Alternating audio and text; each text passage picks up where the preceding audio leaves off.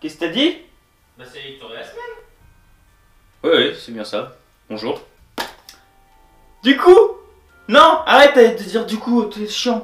J'ai commencé par... Non, c'est mieux là, je dis. Simon Dark.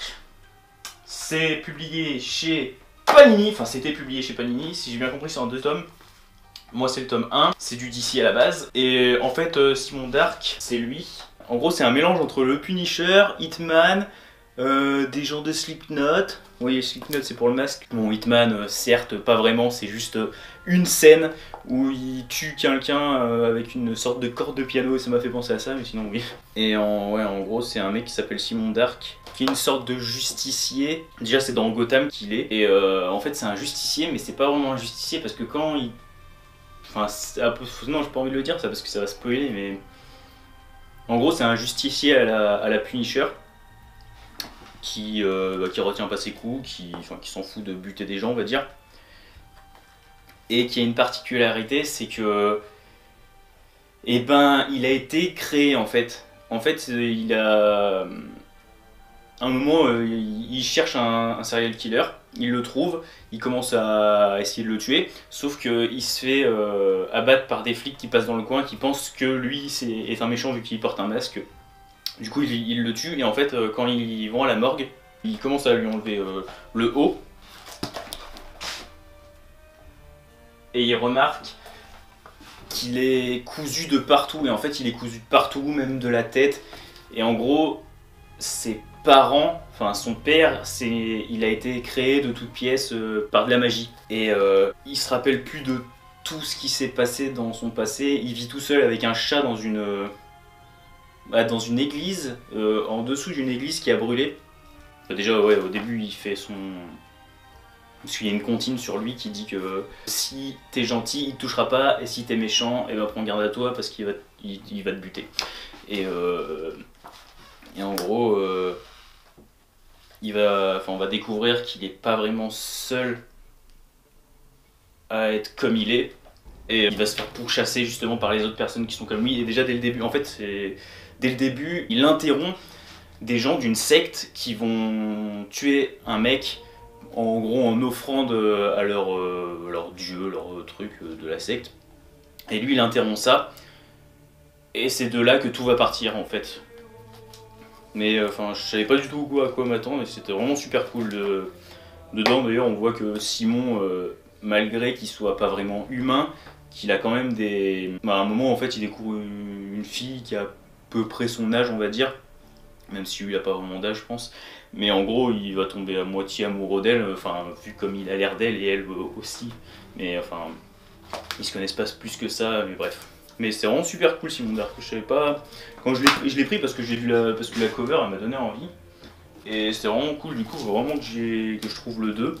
Parce que c'était vraiment cool. Et oui, et la fin... Quand tu vois la fin tu te dis ah ouais, dans le prochain ça peut être un peu what the fuck. D'ailleurs à la fin de celui-là il y a marqué fin, mais du coup je sais pas pourquoi parce qu'il y en a un 2.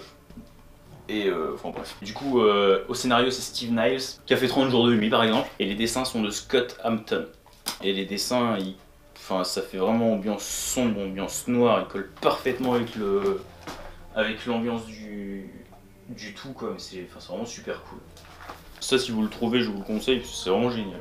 J'ai aussi lu Badass, Kitty Kitty Kill Kill. En fait, Badass, c'est une entreprise de super vilains. Et ça c'est Dead End, c'est le personnage principal on va dire qu'on voit partout.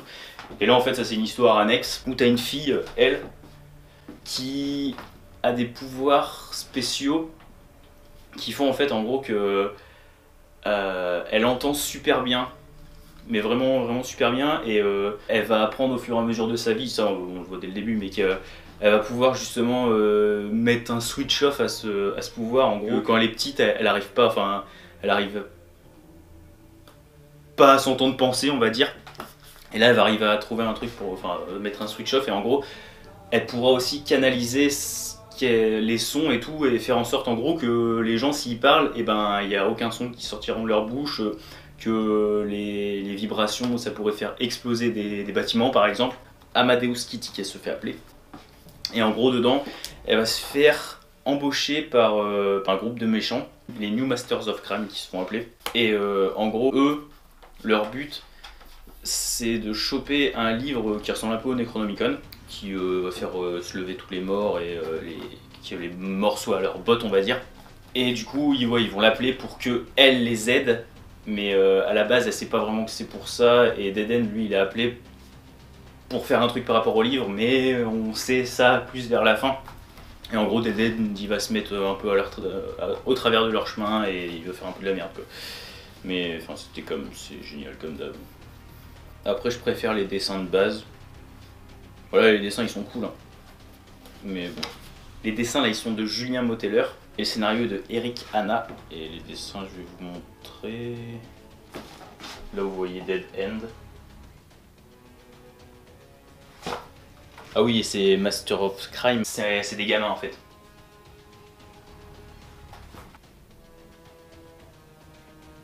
Mais ouais, c'était cool. Après, les trucs de badass, c'est souvent cool, mais après, c'est pas mieux que la série originale, mais c'est vraiment cool quand même. Et j'ai aussi lu Airboy, je l'ai trouvé d'occasion, du coup je suis content parce que ça faisait assez longtemps que je le voulais. Je voulais pas l'acheter neuf parce que je savais pas vraiment à quoi m'attendre, j'en entendais que du bien. Et au final, c'était vraiment cool, mais vraiment.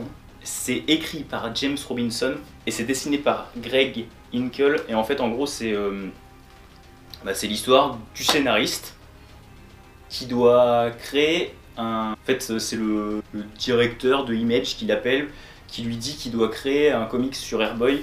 Airboy, après je sais pas si ça c'est vrai, mais c'est un vieux héros qui est utilisable par tout le monde maintenant parce qu'il n'y a plus personne qui a acheté le copyright. Du coup, il est en libre droit, on va dire. Enfin, même c'est pas, on va dire, s'il est en libre droit. Et du coup, Image, il lui demande de créer un truc sur lui, sauf que lui n'y arrive pas du tout, il sait pas du tout quoi faire sur lui. Du coup, il va appeler à l'aide un dessinateur. Le dessinateur qui va officier sur ça. Ils vont tous les deux être à San Francisco, ils vont se payer un motel tous les deux pour rester ensemble, pour qu'ils puissent méditer sur des idées qu'ils auront ensemble en commun pour faire du Airboy. Et enfin, ils arrivent à rien. Du coup, ils partent dans des bars, ils partent droguer, boire de l'alcool. Le lendemain, en fait, ils se réveillent, ils ont baisé une meuf tous les deux. Et ils se réveillent, en gros, ils commencent à... Je sais plus si... Oui, si, je crois qu'ils se reprennent une trace de coke. Et puis, d'un coup, il y a Airboy qui leur apparaît. Mais genre, en fait, quand c'est dans notre réalité, on va dire, ça ressemble à ça. Les dessins sont ternes, ils sont monotones. Et quand on voit Airboy, il est tout coloré. Il y a... Enfin, en gros, Airboy a des couleurs et eux, ils n'en ont pas, quoi, on va dire. Et en gros, Airboy, il est apparu comme ça dans leur réalité. Et lui, il se demande ce qu'il fait là, pourquoi le monde est comme ça, qu'est-ce qui a changé. Il se dit que c'est moche, que ça ressemble à rien, que les gens ils ont l'air cons. Bref, en gros, eux, les créateurs de cette BD, ils prennent sous son aile, on va dire, et ils vont le faire rentrer dans des bars et tout. À un moment, ils vont dans un bar à transgenre. Et il va se faire sucer par une trans, quoi. Un trans. Et ça va pas trop lui plaire, du coup il va s'énerver. Et je sais pas par quel moyen, et lui non plus je pense, il va arriver à faire que les deux créateurs de cette BD arrivent dans son monde à lui, dans sa réalité. Et là dans sa réalité à lui il y a des couleurs, il y a tout qui est... En gros il y a tout qui est en couleur dans sa réalité, tout est en couleur sauf eux deux. Sauf James et Greg. Et là, dans cette réalité, ils vont devoir les aider dans la guerre que Airboy mène contre les nazis. J'en dis pas plus, mais c'était génial. Putain, je savais pas vraiment à quoi m'attendre, mais putain, c'était vraiment super cool. En gros, c'est à moitié un truc autobiographique, si on veut, avec à la fin du gros what the fuck, et du début à la fin, tu te demandes si tout ça s'est vraiment passé. Si tout est vrai ou si tout est fictif. Et à la fin, il y a un petit passage où il dit ouais, ce qu'on me demande, genre en gros dans les trucs de dédicace, ce que les gens me demandent le plus c'est est-ce que c'est un truc autobiographique ou est-ce que c'est tout fictif. Et en gros la réponse qu'il dit c'est bah à vous de deviner. Voilà. Mais ouais, c'était vraiment cool, putain. Ouais, du coup c'est du Image Comics à la base et c'est Jungle Comics qui nous a édité ça en France. Ah oui, Badass c'est du Delcourt, hein, je vous l'ai pas dit mais... Le Tartare. Oui, je suis de retour. C'est aujourd'hui la journée de la violence thérapeutique. C'est aujourd'hui. Si vous ne comprenez pas pourquoi, voilà, c'est normal si vous ne comprenez pas pourquoi. Et du coup, là c'est la fin, voilà ce que j'ai lu. Oui, parce qu'aujourd'hui on est ça, je sais, c'est pas le jour où vous allez sûrement voir la vidéo. De toute façon, c'est pas le jour où vous allez sûrement voir la vidéo. Non, c'est juste pas le jour où vous allez voir la vidéo, vu que... Voilà, ta gueule. J'ai fini par lire Devolution. C'est Rick Remender au scénario, la personne à qui on doit des classes par exemple. Et les dessins sont de Jonathan Weishak, ils sont magnifiques les dessins. D'ailleurs la cover, si vous voulez voir, elle est magnifique. Toutes les covers, trucs là, elles sont juste mais super belles. Elles sont toutes de Jay Lee. Et du coup les dessins...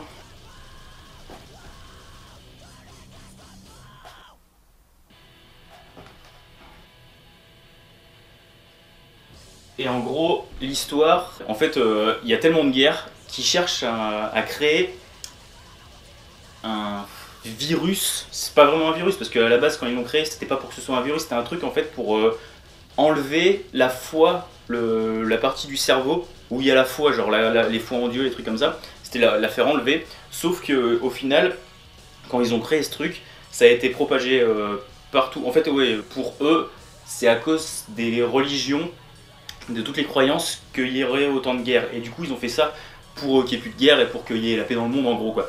Et du coup le truc il a été mis dans les eaux et tout. Du coup tout le monde n'a plus de foi en gros quoi. Et bah ça a fait en sorte que les personnes, que le monde entier, que la terre entière a désévolué. Au point que il reste une petite partie de personnes qui sont encore humaines.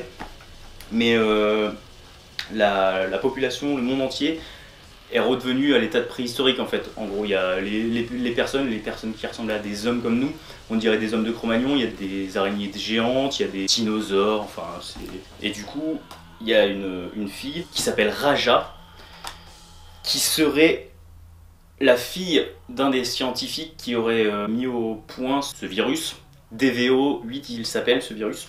Et du coup, cette personne aurait eu des instructions par son père que dans la tour où ils ont fait toutes ces expériences, il y aurait un sérum, un vaccin à tout ça. Et du coup, durant tout le run en gros, c'est un one shot, durant tout le run, elle va essayer d'arriver jusqu'à cette tour avec toutes les embûches qu'elle va avoir, tous les contretemps qu'il va y avoir avec les personnes avec qui elle va faire son trajet. Et du coup, vous verrez, si vous avez envie de le lire, si à la fin... ils arrivent à faire en sorte qu'il y ait une réévolution ou pas. Mais c'était sympa, mais la fin, en fait la dernière issue elle sert à rien en gros. Ils auraient pu faire quelque chose d'autre comme fin, parce que là la fin en gros elle est bidon j'ai trouvé quoi. Enfin, les 2 ou 3 dernières pages sont vraiment cool, mais tout le reste de l'issue 5, tu te dis pourquoi. Enfin, déjà quand tu vois le début de l'issue, enfin quand tu vois la fin de la 4 et le début de la 5, c'est ça, le début de la 5, tu te dis ok. Bon bref, mais ouais sinon si ils sont cool, et rien que pour les dessins qui sont vraiment magnifiques quoi. Ça vaut le coup. C'est du Dynamite Entertainment de base et c'est Glénat Comics qui nous publie ça en France. Après ça reste cool hein, mais bon, là il y a juste la dernière issue qui m'a... Je me suis un peu fait chier on va dire. Après par contre, je sais pas si dans le prix c'est compté, mais à la fin dans les bonus, t'as genre, je sais pas, une quinzaine de pages du script, du premier script. Alors je veux bien, ça peut être sympa d'en avoir un peu, mais avoir le script de la première issue entier, pourquoi? Enfin, c'est juste pour faire gratter des pages et pour... Enfin je sais pas. Pourquoi Glénat? Hein? Je pense pas, après avoir lu tout le comics, qu'il y en ait qui vont s'amuser à relire, enfin, page par page, comment s'est déroulé le script, quoi, en gros. Enfin, bon, du coup, ça vaut quand même le coup, hein, mais voilà. Fallait que je dise. C'est fini pour cette semaine. Comme d'hab, laisse le pouce vers le haut si t'as aimé, si t'es content. Abonne-toi et regarde ce que j'ai fait avant. Et puis bah sur ce, hasta la bye bye.